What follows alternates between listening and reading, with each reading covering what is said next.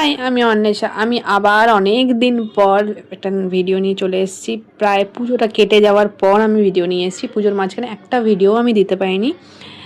আর এটা হচ্ছে পঞ্চমী। আমি আজকে একাদশীর দিন দাঁড়িয়ে আমি পঞ্চমী ভিডিও পোস্ট করছি।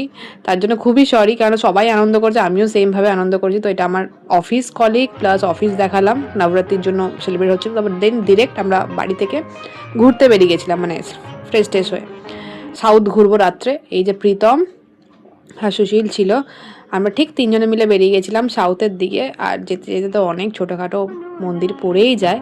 আর দেখো কি সুন্দর না প্রতিমাটা, এত সুন্দর, বেশ সুন্দর। আমার তো ছবিগুলো তোমরা দেখেইছো ফেসবুকে।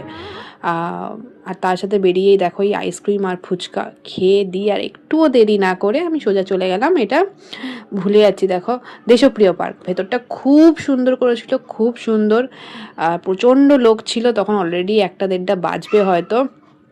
প্রচণ্ড লোক ছিল। আর এটা আমি যখন বালিগঞ্জে ঢুকছিলাম, এটা একটা অসাধারণ একটা জিনিস লেগেছে আমার, খুব ভালো লেগেছে। তারপরে ঢুকতে ঢুকতে এই হলো আমাদের অবস্থা, হঠাৎ করে বৃষ্টি নেমে যায়। আর আমরা থ্যাঙ্কস টু গড কি আমরা সিলের নিচে ছিলাম। আর এই বৃষ্টি থামার পর সোজা চায়ের দোকান, আর চা তখন দাম, বিশাল দাম, মানে বিশাল আলাদাই একটা চায়ের রমরমা চলছে তখন প্রাইসে।